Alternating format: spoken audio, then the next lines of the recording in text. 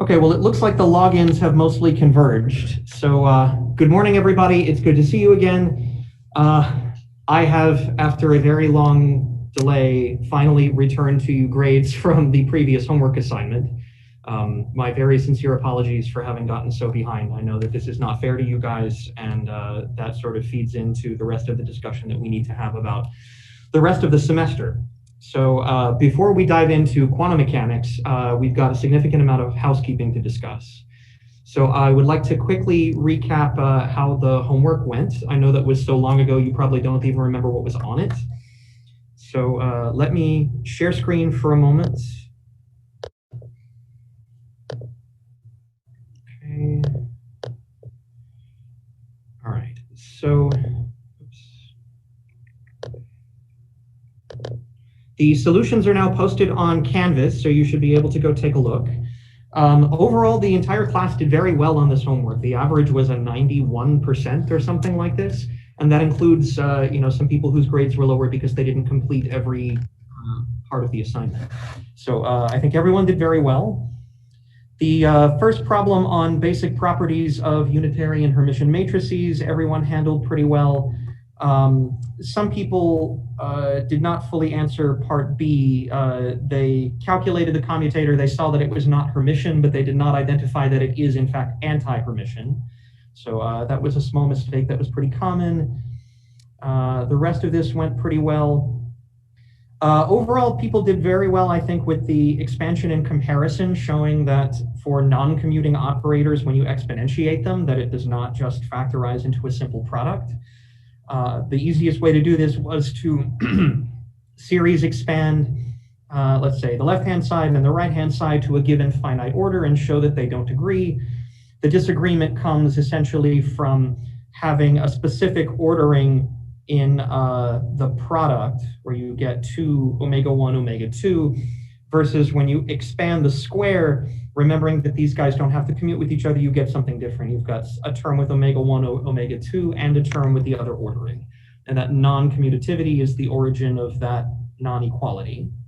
Most people got that correct. You can also do the proof in a more general form using the binomial theorem. Many people also did this, and I was very pleased to see that. Everyone pretty much handled the unitary matrix quite well. Basis invariance of the determinant and trace, again, most people did very well. There were a few people who, I guess, got confused about what was being asked here. It was not sufficient to show an example of when these things are true. You have to show that they are true for any matrix that you can consider. So that was probably the most common mistake on this problem. Otherwise, it was very good. Everyone handled the most mathematically complicated problem extremely well. You guys really knuckled down and computed the eigenvalues and the eigenvectors. I have no complaints here. The last problem was perhaps the curveball. I know that you guys had probably not seen or interacted with the moment of inertia tensor before this. Ideally, this problem should not have required any external information from classical mechanics about what the moment of inertia tensor is. I wasn't concerned with little details about whether you discretize or keep the mass density continuous or any of these other small issues that might cost you points in a classical mechanics class. I wanted to see if you understood the idea of a linear mapping in a different context, a linear transformation, and could identify eigenvalues and eigenvectors and the role that they would play. So for this problem, the only real algebra you had to do was to actually plug in omega cross r for the velocity into the formula for the angular momentum, use the back minus cab vector identity. Most people got this expression. It was a little bit confusing for some people, I think, to try and expand this out and get the different components of the matrix. Probably the easiest thing, which many people did, was just to explicitly write out the x component of angular momentum in terms of the x, y, and z components of the angular velocity, and similarly. Alternatively, you can do it component by component. Let's see, so either way, you obtain an expression for what the components of that matrix are. The purpose of this was to get you to think about the matrix as a linear transformation, that it is a matrix which multiplies the angular velocity vector and returns back the angular momentum vector. And so in this context, this is exactly what we were talking about in class. You could write it out as a multiplication in a basis, or you could write it as a more abstract operator I acting on the vector omega. The purpose of this was to say, if this is a matrix like any other we've been discussing, and in fact it's a Hermitian matrix, then you know a lot about Hermitian matrices. In general, that Hermitian matrix is going to return an angular momentum that is not parallel to the angular velocity, except in very special cases. Those special cases are specifically the eigenvectors. So only if omega is an eigenvector of the angular momentum matrix will it return an angular momentum which is parallel to the angular velocity. And since you know that this is a Hermitian matrix, Hermitian matrices are always diagonalizable. And so that's the basis of saying there will guaranteed be three principal axes, which are the eigenvectors of that matrix. There must be three, and they are guaranteed orthogonal because the matrix is Hermitian. So that is how you know that there are principal axes and what they do. And the last question here, I think very few people saw where I was trying to go with this. You're always guaranteed that you can transform to a diagonal representation, but that doesn't mean that the moments of inertia are the same in multiple directions. So without any symmetry, you can always diagonalize the matrix because it's Hermitian. If there is additional symmetry, then it means when you diagonalize it, some of the eigenvalues will be the same, so they will be degenerate. And so for the case of a cylinder, you have one principal axis which is different from the other two. The eigenvalues of the other two will be identical. So this is a twofold degenerate matrix. And for the case of a sphere, all three directions are equivalent. And so then all three directions, all three eigenvalues would be degenerate. So this is what I was looking for here. I can understand if that threw some people for a loop. You are again welcome to submit corrections to this homework assignment to recover up to 50% of the points that you lost. Any questions for me on the result from homework number 2 from like 5 years ago? Okay.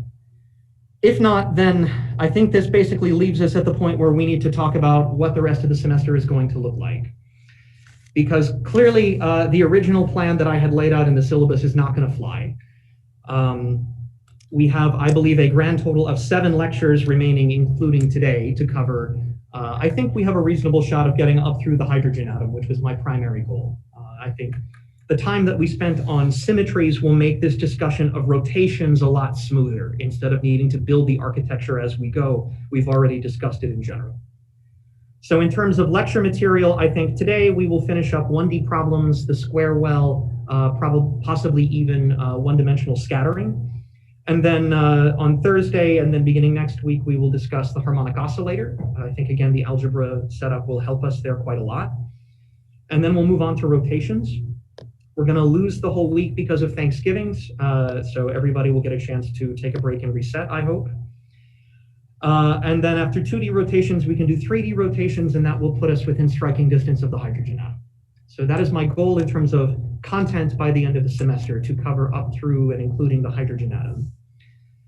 So as far as grades and assignments, you guys have now had 2 homeworks graded and returned to you. You're working on the 3rd one, which I hope is going well. If you have questions for me, I'm happy to discuss during office hours, or just send me an email if you have other questions. Since you have so few grades at this point, and since it is abundantly clear that I do not have the ability to give you a midterm, I feel like the best option that I can do right now is to try and make sure you have enough homework assignments that you have practice opportunities on everything that we're going to cover. And I have to have a final. So in the syllabus, the grade distribution as laid out was here. It was planned to be 60% homework and 40% exams. If we had 1 or 2 midterms, then I think that would have been a fair way to do it. But I cannot conscience giving you a single final exam that is worth 40% of your grade. That would be abysmal.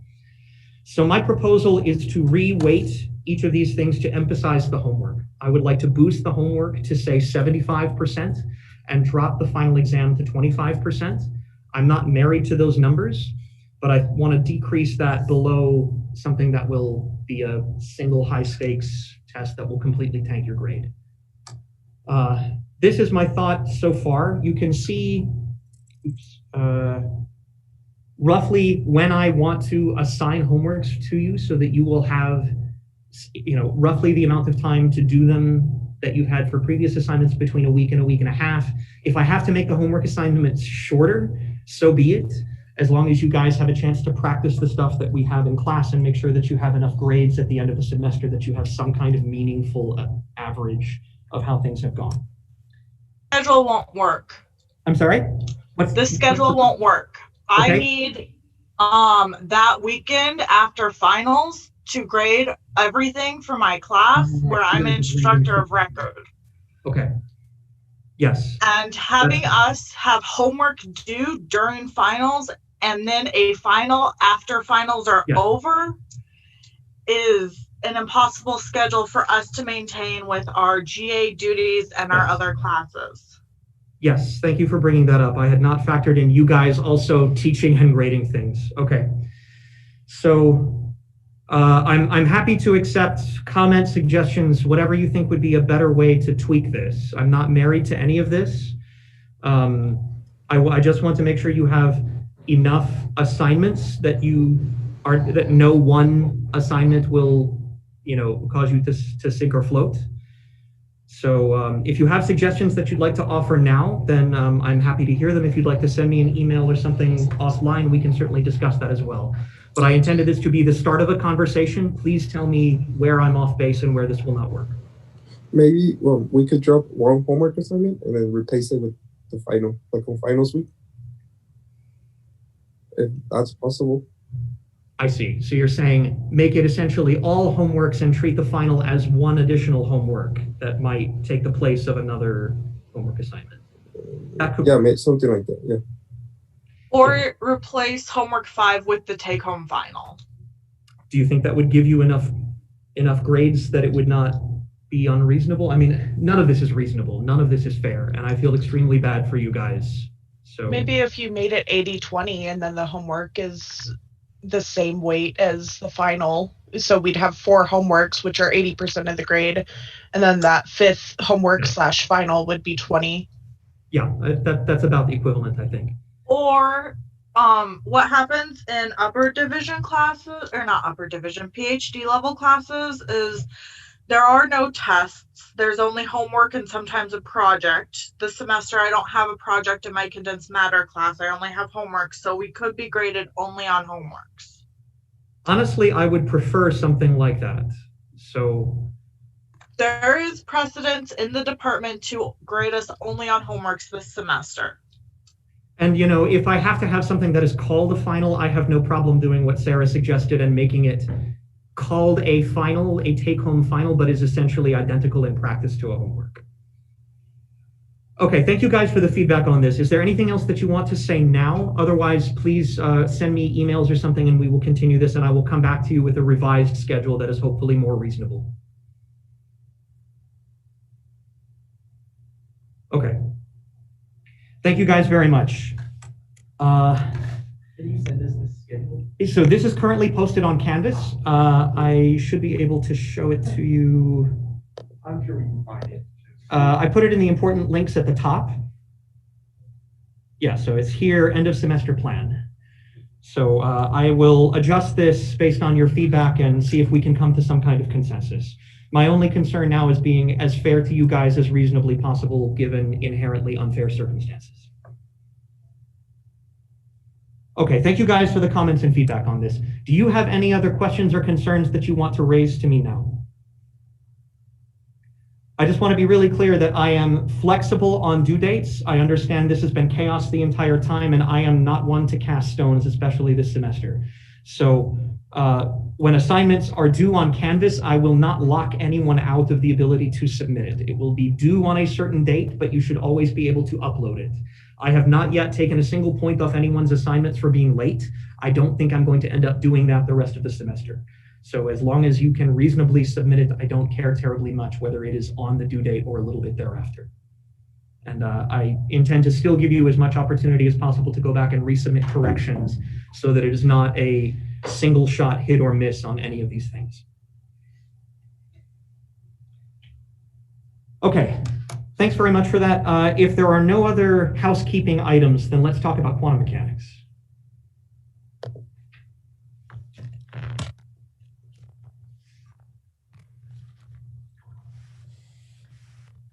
Okay.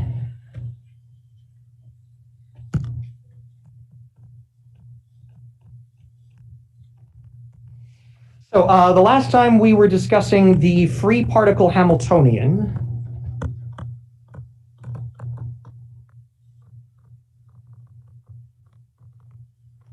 which is just h equals p squared over 2m. And we use this to discuss the time evolution of the Gaussian wave packets.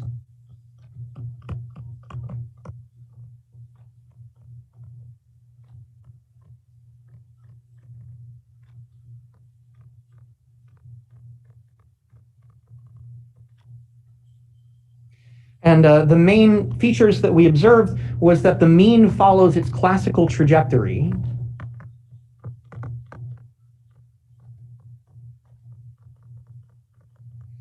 And this was a general feature known as Ehrenfest's theorem. So that quantum mechanics on average tends to look like classical mechanics, but it's the event-by-event fluctuations, the quantum fluctuations, that make it fundamentally different. We saw that feature in particular through quantum diffusion, where the width of the wave packet, or in other words, its uncertainty, delta x of t, grows with time. But interestingly, even though the position uncertainty got larger, that meant, since the wave packet was always a Gaussian, that its momentum uncertainty became smaller. And that led to an eventual evolution of the quantum state to the eigenstate of the Hamiltonian, or to the eigenstate of the momentum operator.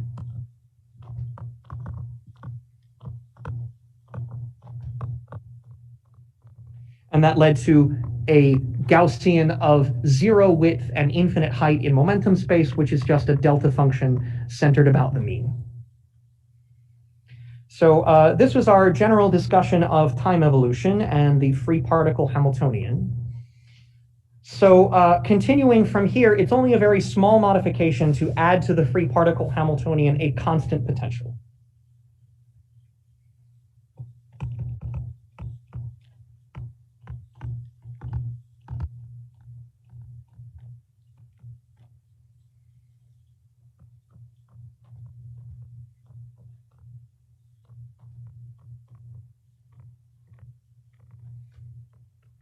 So v of x was a constant v naught times the identity operator. And then in this case, the Hamiltonian is still p squared over 2m plus constant times the identity operator. Since the operator that you've added by adding a constant potential is the identity operator, the eigenstates of this Hamiltonian are still the plane wave states. They're still eigenstates of momentum.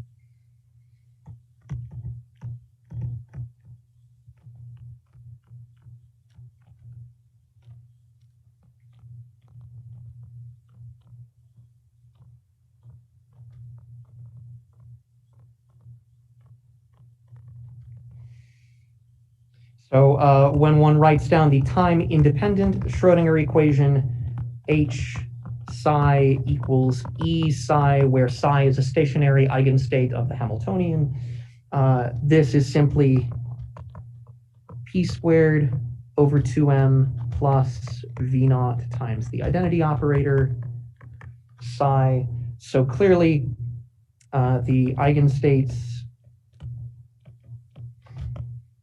are the plane waves P, and the energies are p squared over 2m plus that constant v naught, with the wave functions p projected onto the position basis x, given by a normalization factor 1 over 2 pi h bar inside a square root, e to the I over h bar px. So these are our wave functions psi of x. And the only thing that one really needs to specify here is what is that value of the momentum, or equivalently, what is the wave number for a given value of the potential and a given value of the energy. So K is P over H bar. So if I have in general E equals h bar squared k squared over 2m plus v naught, then I solve this to get the wave, man, I still cannot write a k. Wave number k, which is square root 2m energy minus the potential over h bar squared. So as long as the energy is larger than the potential, this square root goes through unchanged, and the case with a constant potential is almost no different from the free particle with no potential. If energy is greater than V naught, the plane waves are traveling waves with k real.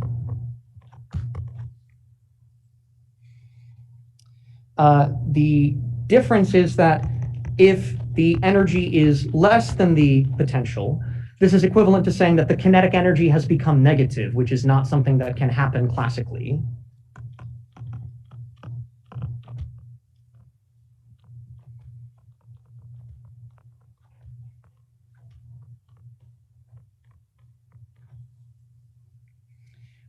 Then the plane waves become decaying evanescent waves instead of traveling waves. So then k becomes imaginary.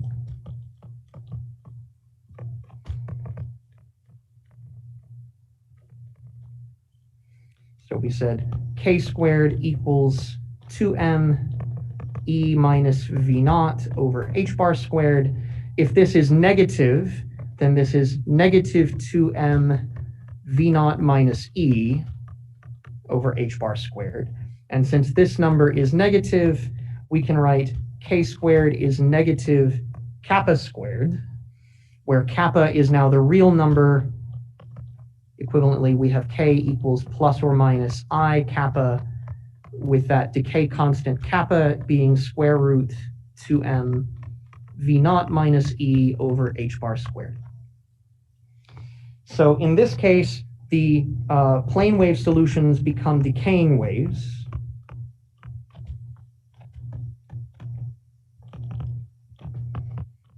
These are sometimes mentioned as evanescent waves in the context of E&M. So these solutions are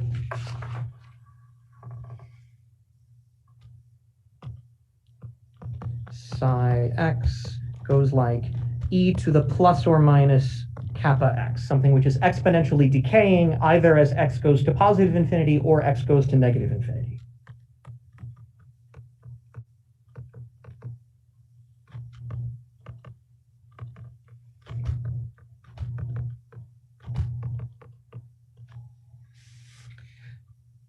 So let's note that there are two degenerate solutions for a given energy.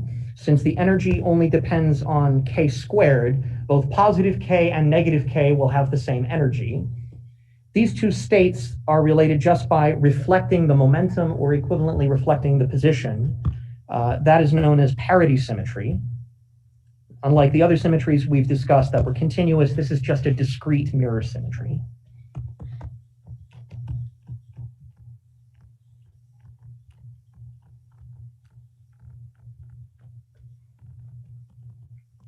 Plus k and minus k, or plus kappa and minus kappa. These are related by discrete parity symmetry.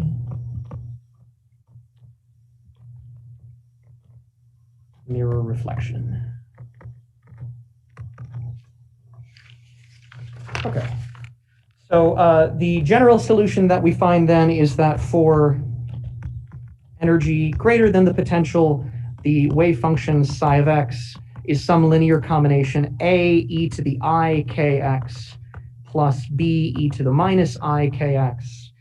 For energy less than the potential, we have the decaying solutions psi equals a e to the kappa x plus b e to the minus kappa x. And in this case, the plane wave has wave number square root 2m E minus V naught over H bar squared. And if it's decaying, the decay constant is that same quantity with a minus sign, V naught minus E over H bar squared. So the same description that we used for plane waves as the solution of the free particle Hamiltonian will generalize nicely to the case of the constant potential. There's one caveat, which is that you cannot allow the wave functions which are exponentially blowing up in your phase space. So note, for the case of these exponential functions, you can only allow them to exponentially decay. You cannot allow them to exponentially blow up.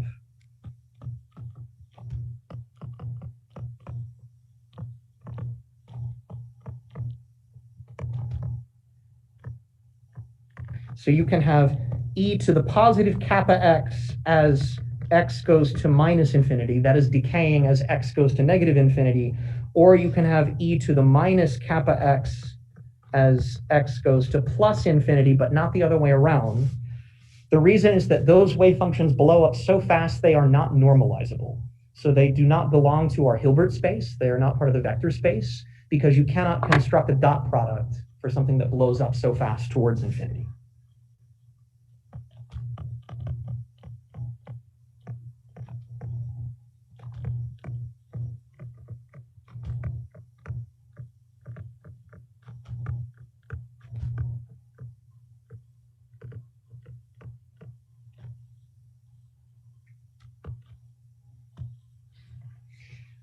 Okay, so there are two applications that I'd like to discuss. We'll see how far we get through them today.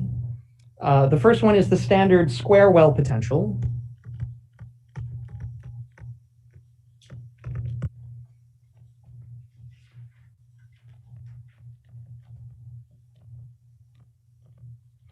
And instead of starting with the infinite square well and then slowly moving on to the finite square well, let's deal directly with the finite square well.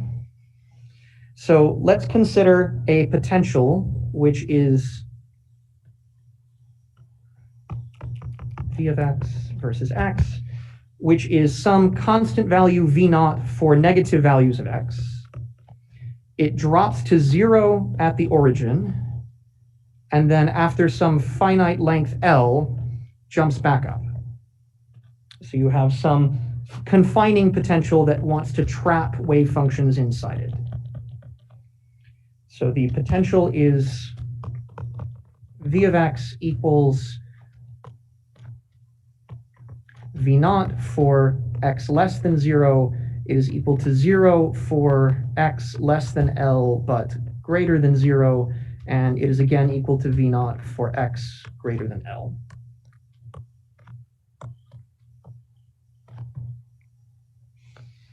Okay, there's not a whole lot of physics that goes into solving this once we write down the Schrodinger equation. It's mostly an exercise in differential equations, so we will not belabor that point too much. So if the energy E is greater than V naught, then in all three regions, the solution is a traveling wave.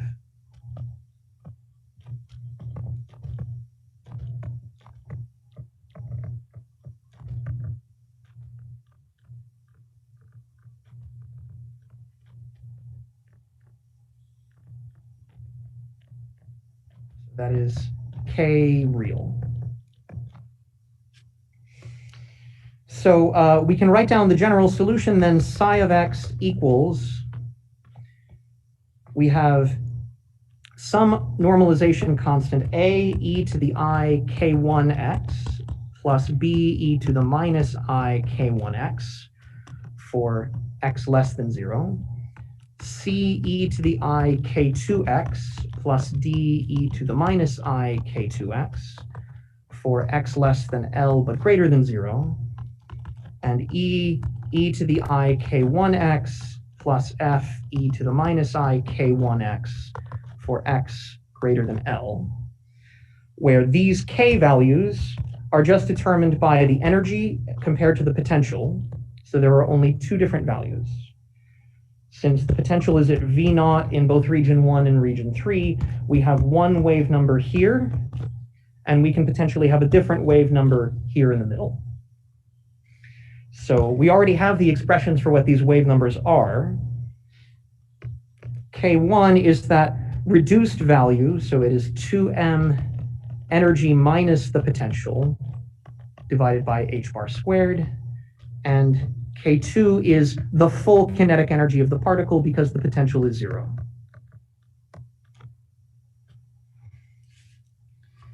So the important feature about this is that the wave number inside the well, K2, is bigger than the wave number outside. So we have K2 bigger than K1, and they're both real positive numbers. So if I go back to my picture of the square well, my solution is going to look something like I have some wave here. Once it gets inside, the wave number increases, so it oscillates faster. And then once it gets back outside, it slows back down. And this is reflecting the fact that the tighter the wiggles, right, the larger the wave number, the more the kinetic energy.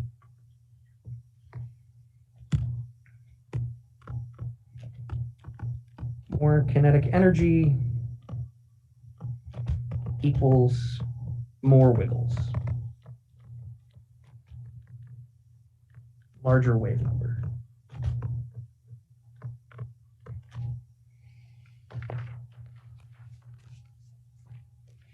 So we've already input the solution to the eigenvalue problem in assigning the form of the wave function. At this point, the entire exercise reduces down to finding the coefficients.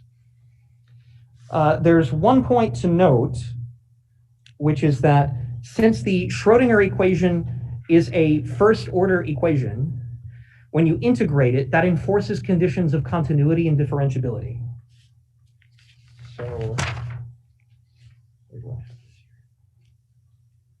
sorry, it's first order in time, but second order in space. So the point is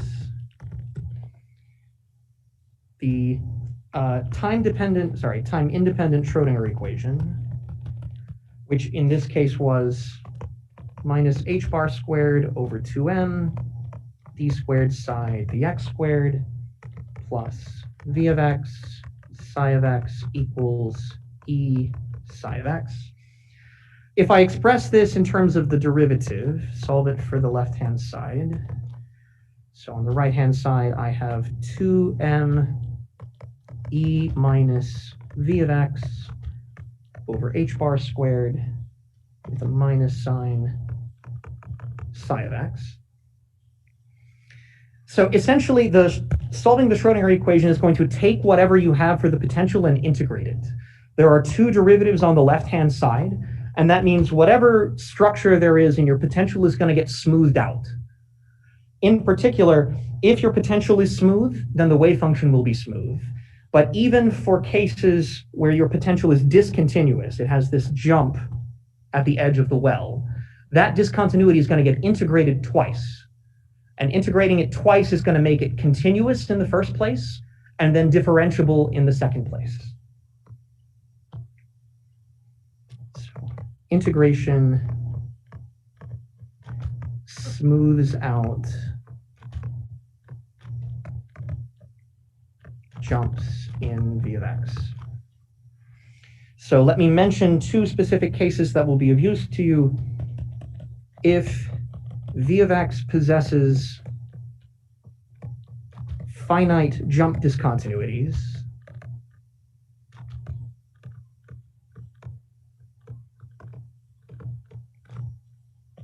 then when you integrate it twice, psi of x will be continuous and differentiable.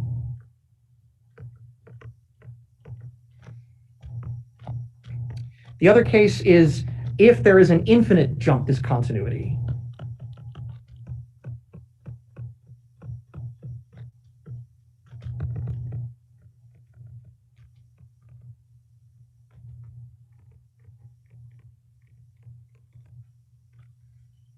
It is an infinite jump discontinuity. So this is, for instance, what happens in the infinite square well.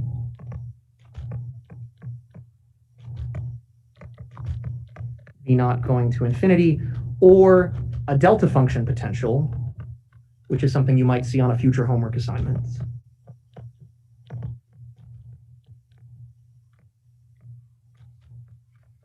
V of x goes like delta of x. Then you smooth it out twice, but that first smoothing is not enough. So you end up with a wave function that is continuous, but not differentiable.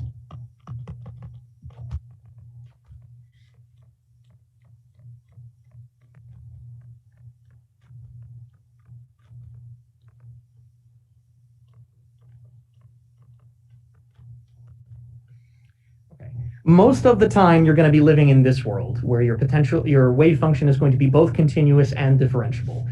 But just keep in mind that if your potential is singular enough, then you can start violating the condition of differentiability.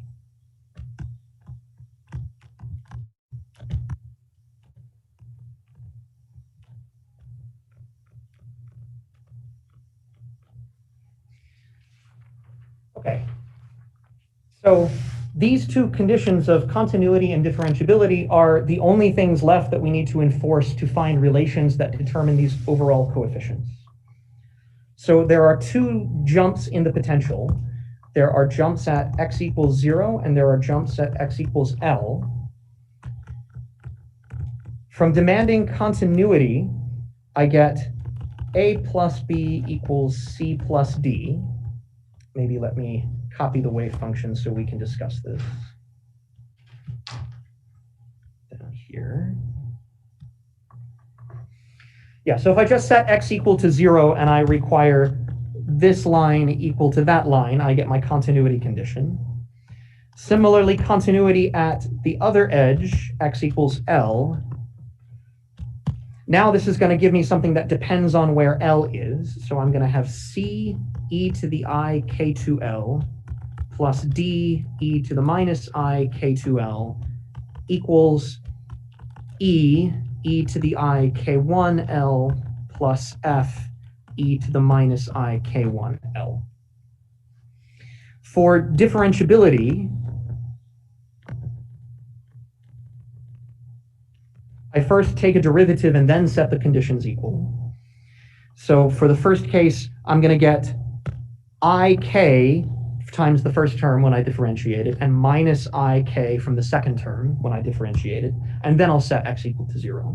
So I'm going to end up with ik1 a minus b from the first region, and similarly from the middle region, I'm going to get ik2 c minus d.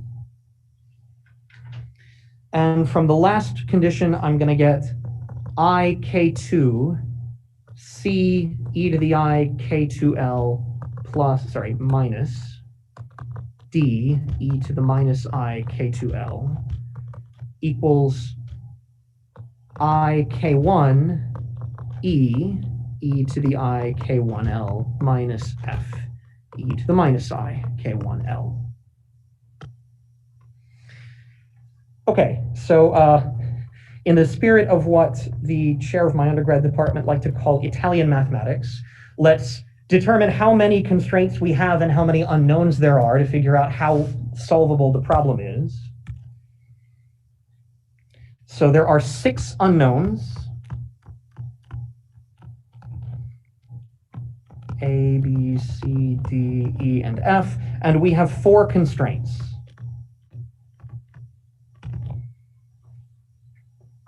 So this means that we are going to be left with 2 unconstrained variables in our final solution.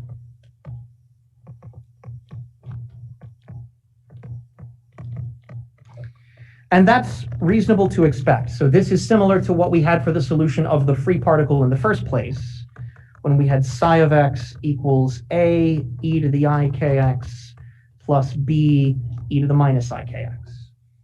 So just like there were 2 undetermined coefficients for the general solution here, there will still be 2 undetermined coefficients in the positive energy solution for the square well. It's worth noting that normally we would have one additional constraint, which is normalization.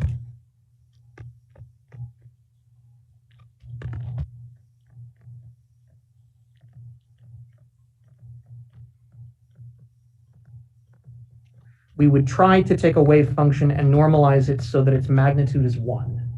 But this is not possible to do with a free particle traveling wave because these things are delta functions.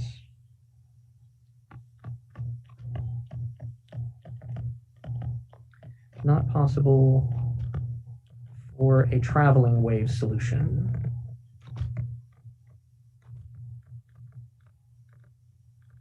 And that's because the traveling wave is an eigenstate of the momentum operator. These momentum states are normalized to be a delta function. And if it's the same momentum p, then this is a delta function of 0, which is an unfortunate infinity.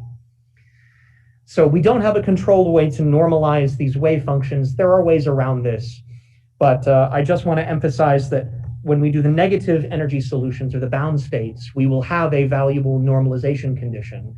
But for the positive energy solutions, which are unbound, we do not. Okay, this is about everything I wanted to say about the positive energy case. I guess note that even if you normalize this, for instance, by putting it in a periodic box with periodic boundary conditions, there would still be one overall unconstrained coefficient.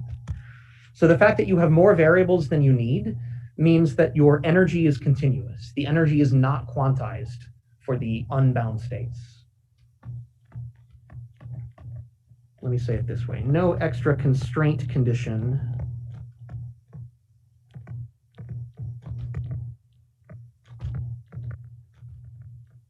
that will lead to energy quantization.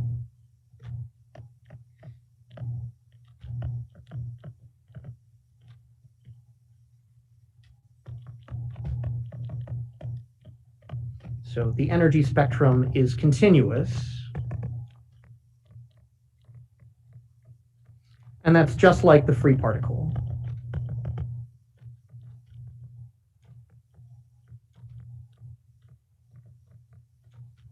Whose energies E equals h bar squared k squared over 2m can be anything, because k can be any real number, or any positive number if I separate the left and right traveling solutions.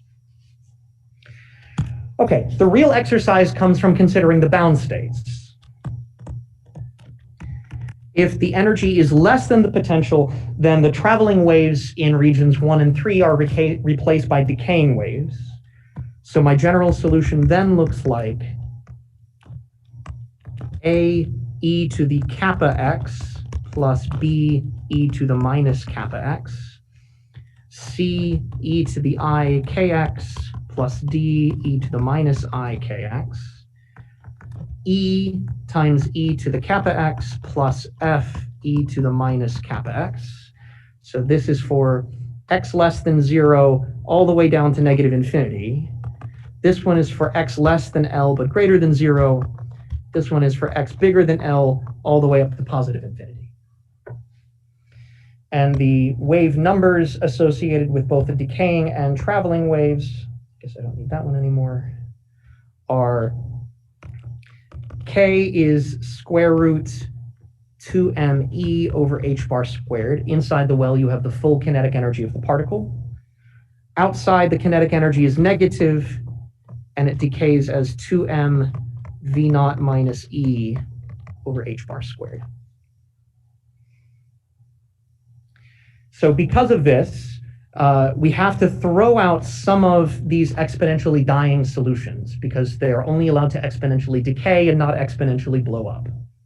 So as x goes to negative infinity, I cannot have something which is exponentially blowing up, which is e to the minus kappa x for negative x. Similarly, I cannot have e to the positive kappa x for positive x. So those two contributions would have been unnormalizable and are not proper members of our Hilbert space. And so therefore, the boundary value problem that we need to solve is this one, A e to the kappa x, C e to the I kx plus D e to the minus I kx, and F e to the minus kappa x.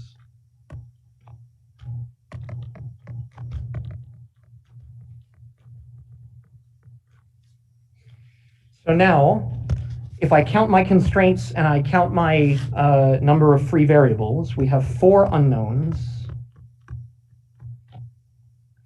And I have 4 conditions, 4 constraints from continuity and differentiability. And I have now the ability to normalize the state. So that is a total of 5 constraints on 4 unknowns. And this is the indication that the solutions will have quantized energies. So the system is over-constrained.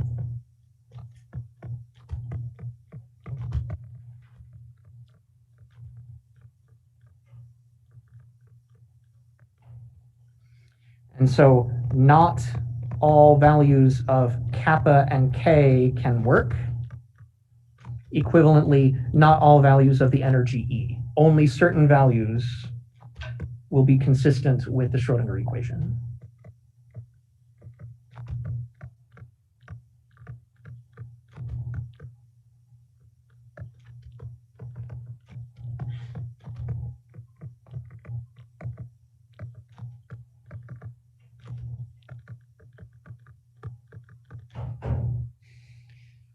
Okay. So visually, my solution for the square well is going to look like this. So I have V of x versus x. For an energy which is below, down here, my wave function is going to be decaying towards x goes to negative infinity exponentially. It's going to go like e to the plus kappa x. Similarly, in the other well, it's going to decay as e to the minus kappa x as x goes to positive infinity. In between, it's going to turn into a traveling wave, and I'm going to enforce conditions of both continuity and differentiability at those boundaries.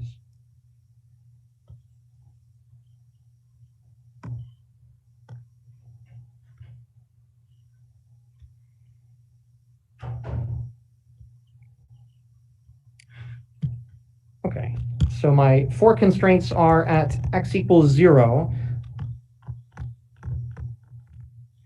Continuity is going to give me A equals C plus D, and differentiability will give me kappa times A equals IK C minus D.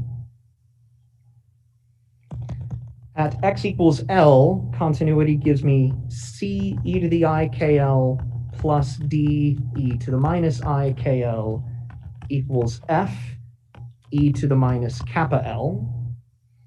And differentiability gives me IK C e to the IKL minus D e to the minus IKL equals negative F kappa e to the minus kappa L. Now, I don't care so much about finding the precise overall normalization of the wave function. One can do that. What I really care about is finding the constraint on the energy levels that comes out of the system of equations. So let's manipulate this a little bit. I'm going to call this equation 1, this equation 2, 3, and 4. So let's substitute in equation 1 into equation 2. So this is going to give me kappa times C plus D equals IK times C minus D. And I can solve this for C in terms of D. So this is C kappa minus IK equals D with an overall minus sign, kappa plus IK, or C is equal to negative kappa plus IK over kappa minus IK times D. So this has eliminated one of the unknowns. Now let's similarly plug equation 3 into equation 4. This is helpful because I see I have on the right-hand side F e to the minus IKL, and equation 3 tells me what F e to the minus I kappa L is equal to. So this gives me IK C e to the IKL minus D e to the minus IKL equals minus kappa C e to the IKL plus D e to the minus IKL.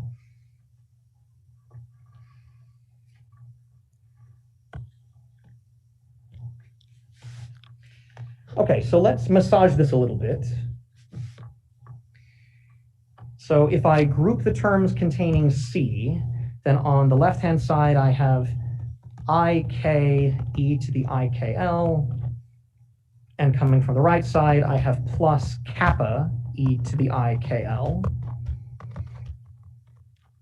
On the right side, if I group the terms involving D, I will have ik e to the minus ikl minus kappa e to the minus ikl.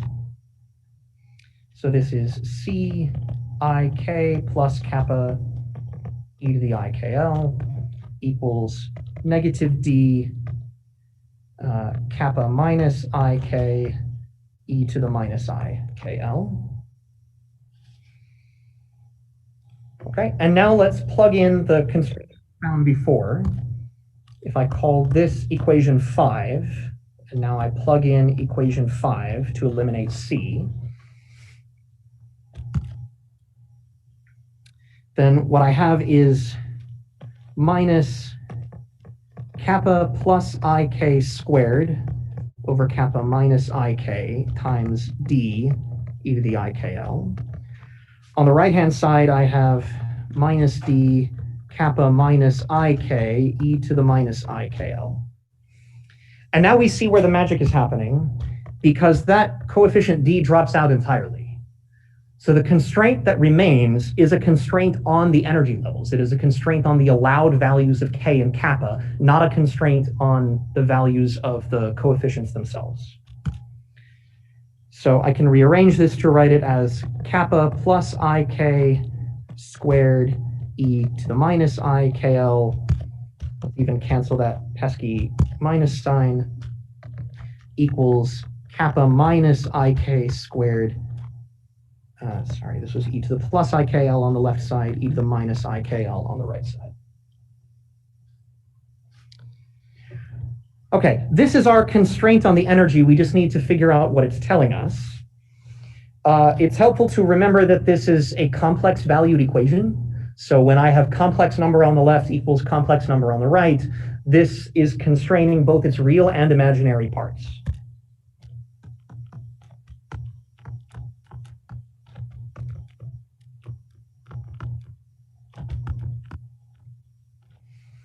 So if I open up the parentheses, and I want to separate out the real and imaginary parts, this is kappa squared plus 2i k kappa minus k squared. And the exponential is cosine kl plus I sine kl. On the right-hand side, I have kappa squared minus 2i k kappa minus k squared, cosine kl minus I sine kl.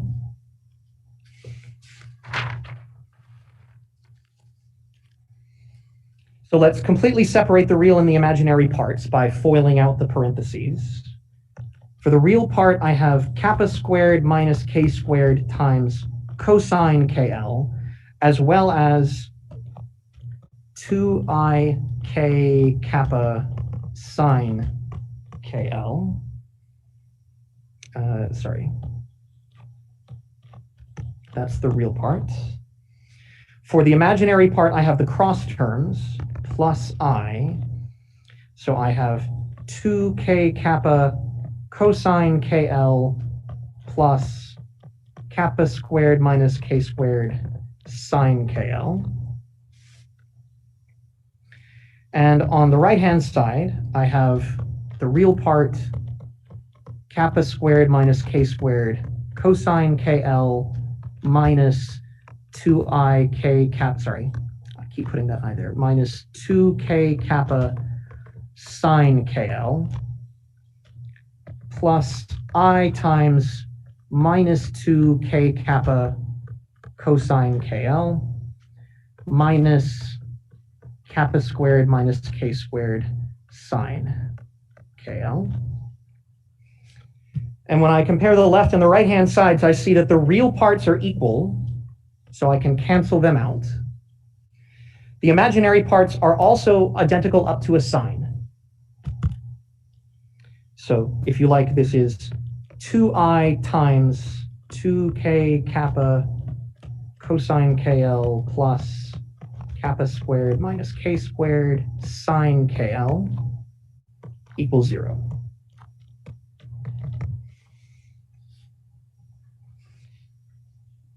And dropping the overall coefficient, which does nothing for me, I can rearrange this expression to get my quantization condition. 2k kappa cosine KL equals minus kappa squared minus k squared sine KL. And this is sometimes written as, let's say, k squared minus kappa squared tangent KL equals 2k kappa. And this is about as simplified as I can get it. So this is our energy quantization condition.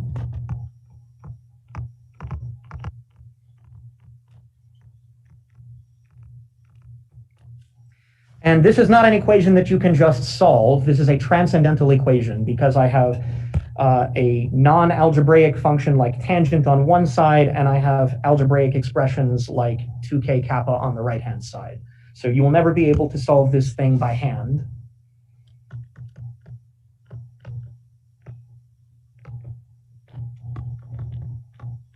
So you have to solve it numerically or graphically or approximately. It's also worth plugging in what this is in terms of the energies. So recall that h bar squared k squared was equal to 2me, and h bar squared kappa squared was 2m v naught minus e. So if I multiply the whole expression by h bar squared and plug this whole thing in, then I get 2m e minus v naught minus e tangent square root 2me over h bar squared L equals, on the right-hand side, I have 2m square root of e v naught minus e. And I can clean this up just a little bit. I don't need the mass anymore. And I have 2e minus v naught on the left-hand side, tangent square root 2me over h bar squared L equals square root e v naught minus e. So this is the quantization condition in terms of the energy and the potential. I think it's helpful to consider two limits of this. So one, what if the potential is really, really deep? The limit when v naught is much greater than the energy itself.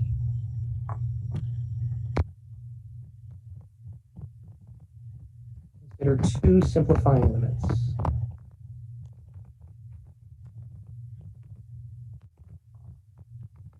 So E much less than V naught. So this is the approximation that will give us the infinite square well. Essentially V naught going to infinity, the infinite square well.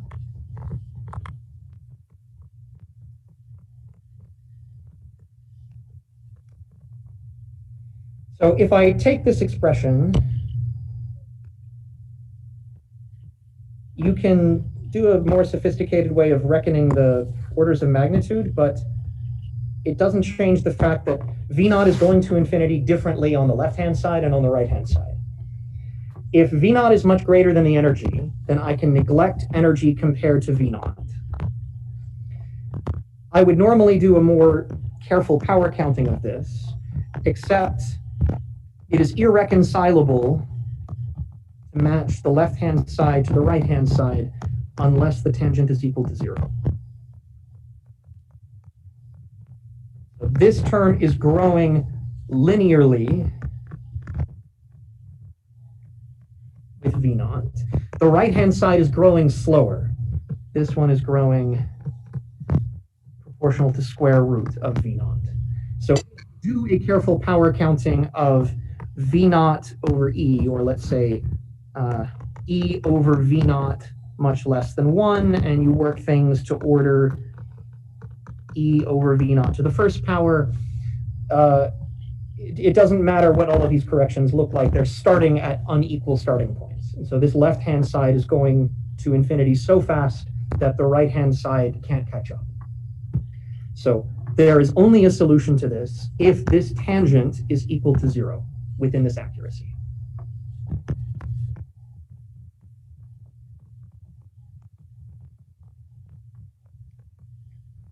Tangent square root 2me over h bar squared L is equal to 0, with that 0 being, I believe, order, let's say, square root e over v naught corrections.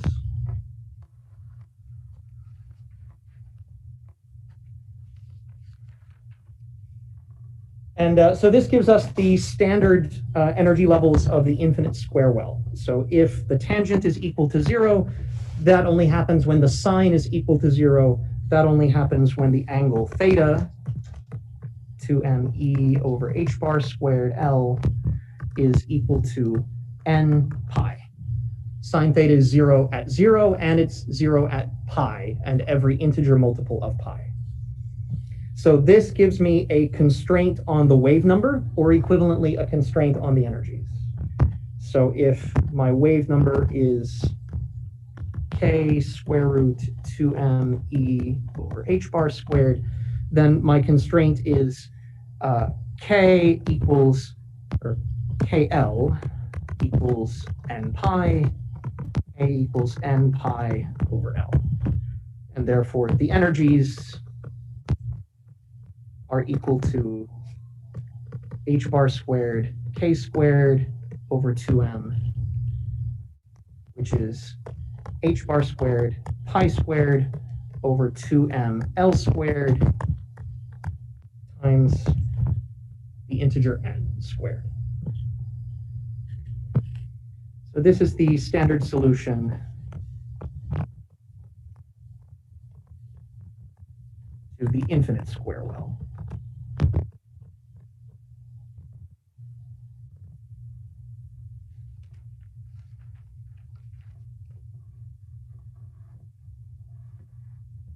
And I guess it's worth sketching just briefly what these things look like. If I go back to my wave function, recall also that I had kappa, the decay constant, was square root 2m v naught minus e over h bar squared. And so as v naught goes to infinity, kappa goes to infinity. And that means that my exponentially decaying tails are going to decay to 0 instantly. So that means the form of my wave function, psi n of x, is going to be 0 and 0 on the two edges, because my e to the minus kappa absolute value of x goes to 0 in that limit.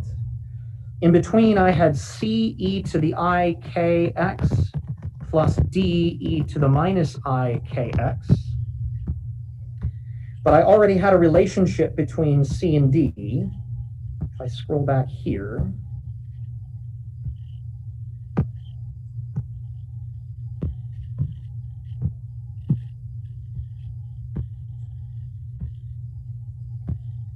so if kappa is going to infinity in this ratio, then I can drop k in comparison, and then I have kappa divided by kappa, which gives me 1.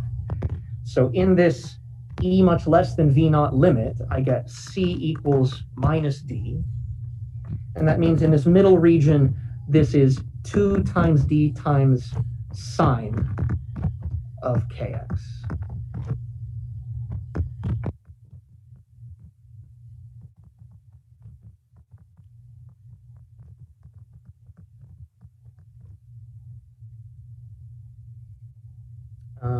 Probably got my sign wrong there.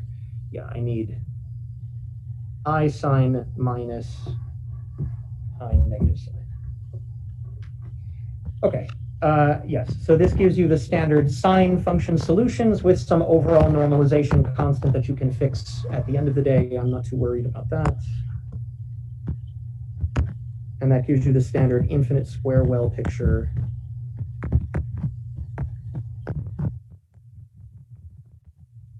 the height of the well is infinite, or if I'm considering energy levels that are very low compared to the height of a finite square well potential, then the solutions are starting with Kn equals n pi over L, n equals 1 to ...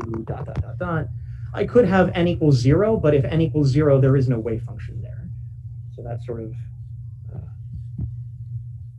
don't want to say non-physical, but trivial and non-interesting. N equals 1, n equals 2, n equals 3, and so on. And the energy levels we saw are spaced quadratically proportional to n squared.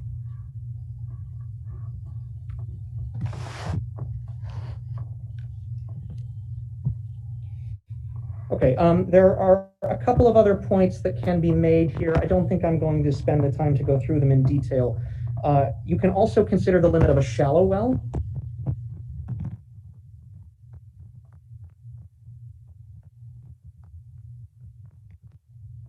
If the energy is just slightly below the potential. So that is energy minus the potential, or let's say potential minus the energy. This is just a little bit bigger. Let me write it this way. So what I mean by this is energy equals V naught times 1 minus epsilon, where epsilon is a dimensionless number much less than 1. So the energy is just a little bit below V naught. If you go back to our quantization condition and plug it in, you can find that that equation can be solved for any epsilon.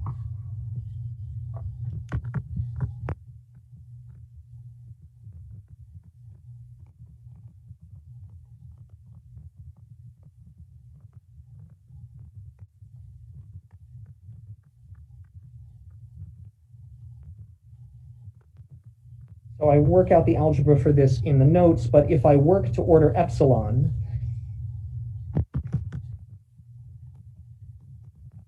I can solve for what that energy is. Epsilon is 1/4 tangent squared square root 2m v naught over h bar squared L.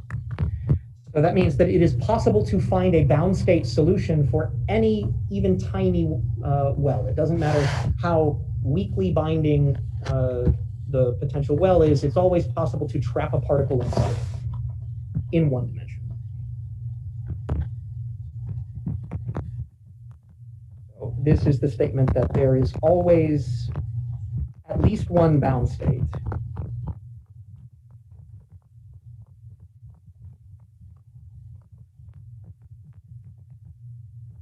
The 1D finite square well,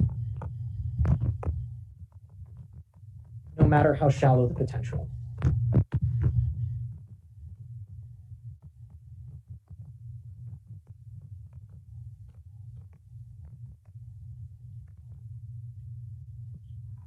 Another interesting thing that you can do is compare the ground state energy that you get from actually solving the Schrodinger equation in the infinite square well with the uncertainty bound.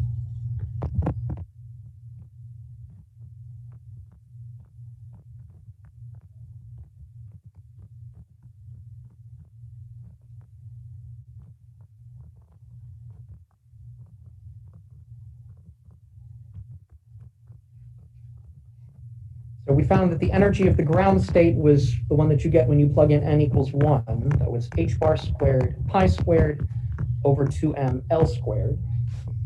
If I look at the energy coming from the uncertainty principle, the minimum uncertainty from something confined within the square well is p squared over 2m, where that p is the minimum p allowed by the uncertainty principle. For a Gaussian wave packet, that minimum uncertainty was h bar over 2 times delta x, the uncertainty in the position. If I've squeezed the wave function to fit inside the well, then I know that its position uncertainty cannot be any larger than L. So that is delta x must be less than or equal to L. And that means that my energy must be greater than or equal to, the minimum is equal to h bar squared over 2m L squared. And if I compare the actual ground state energy with the approximate energy, special case when L is very small. Yeah, so there's a nice question from Muhammad Ali who's asking about the limit when the width of the square well goes to 0. Yes, that is very interesting.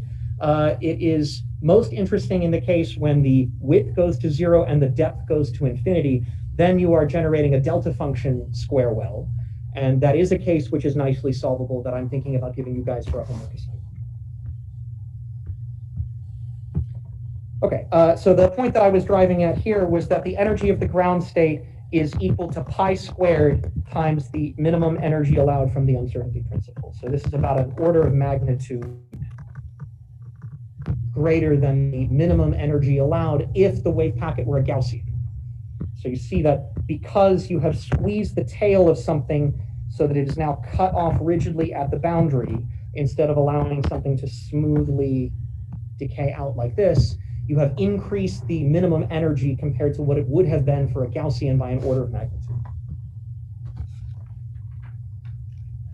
Okay, I see that we are down to the last 2 minutes here, so I'm not going to have time to start the scattering off the potential barrier. The scattering off the potential barrier is very similar to what we just solved in terms of a boundary value problem. The only thing that we will need to add on top of that is we will need to define the notion of probability current.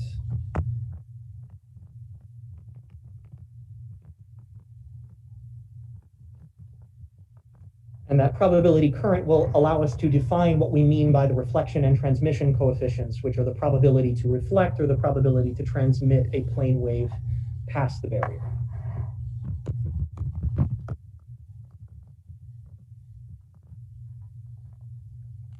So in the remaining 2 minutes, let me simply recap our discussion from the beginning of class for anyone who might not have been here.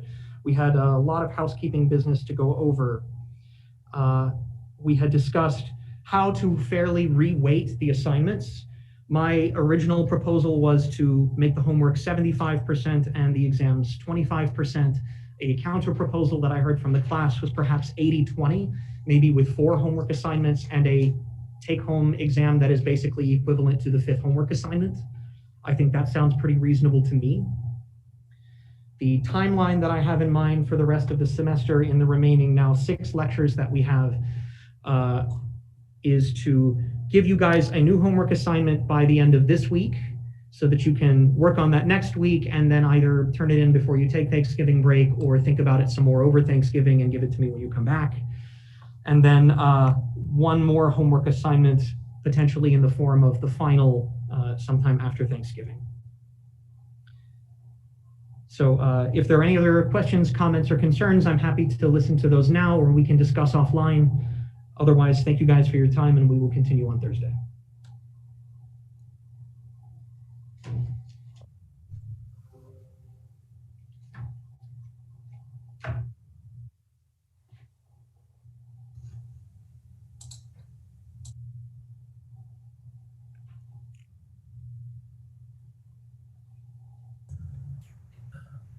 Dr. Seward, would you be available in your office hours at Zoom? Okay. Give me 15 minutes to go upstairs and get set up, but yes, you can join sure, the room. Thanks. Okay. Thank you. No problem.